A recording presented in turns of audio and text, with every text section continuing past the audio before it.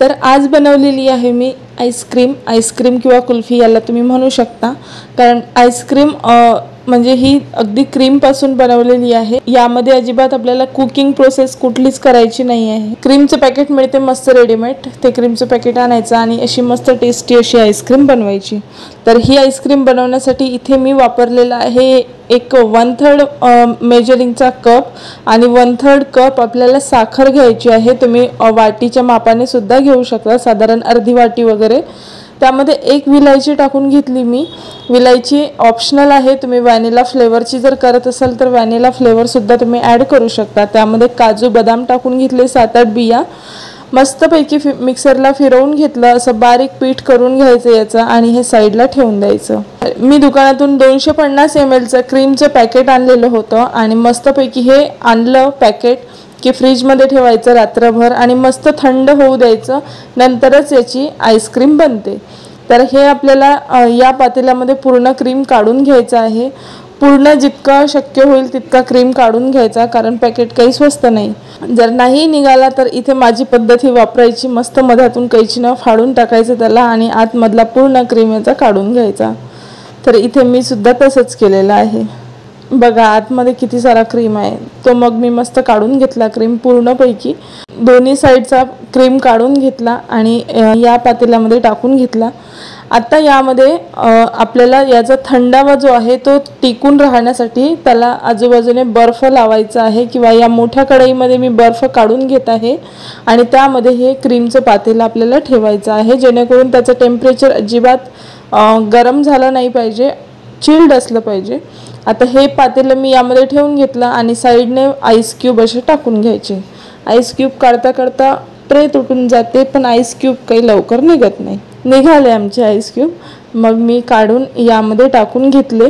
आणि आता आपल्याकडे जर ब्लेंडर असेल, केक बनवतो तर त्याचा क्रीम बनवण्यासाठी जे ब्लेंडर वापरते ते जर ब्लेंडर असेल आपल्याकडे तर ते इथे यूज करायचं, त्याने छान फेटला जाते।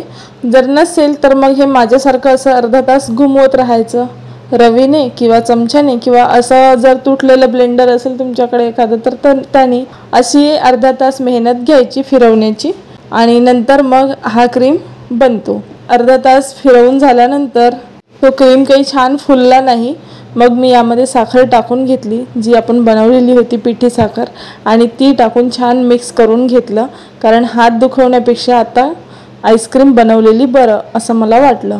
मग मी यामध्ये साखर टाकून व्यवस्थित हे ब्लेंडरनी किंवा असंच स्पूननी वगैरे छान एकजीव करून घ्यायचं। व्हिडिओ बनवताना माझ्या लक्षात आलं की माझ्याकडे तुटलेला स्पून आहे आणि चांगला पण स्पून आहे, पण मी तुटलेलाच का वापरते नेहमी, मग मी चांगला स्पून पण वापरला होता।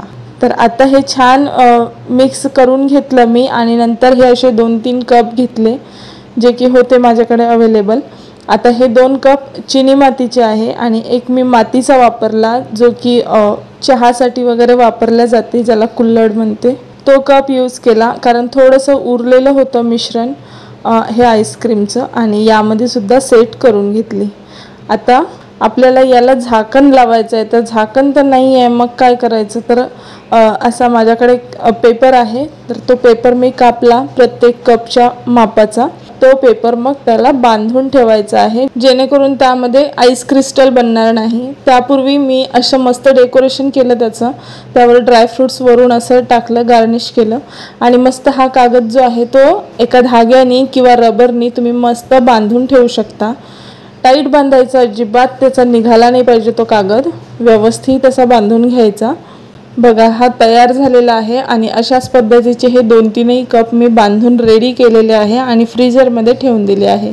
फ्रीजरमध्ये रात्रभरासाठी ठेवायचे आणि फ्रीजरचा जो पॉवर आहे तो समरवरच ठेवायचा, जेणेकरून आईस्क्रीम छान बनेल त्याची, नाहीतर जर लो पॉवर असला फ्रीजचा तर बनणार नाही।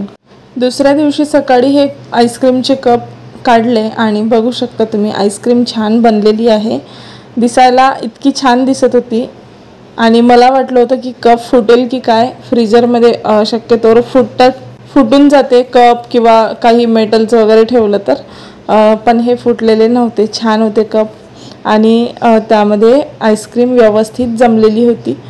आता हे तुम्ही बघू शकता, छान सॉफ्ट अशी आईस्क्रीम याची जमली होती. अजिबात यामध्ये कुठली कुकिंग प्रोसेस आपण यूज केलेली नाही आहे, पण तरी आईस्क्रीम खूप छान जमली. कशी वाटली रेसिपी हे नक्की कमेंट करून सांगा. धन्यवाद.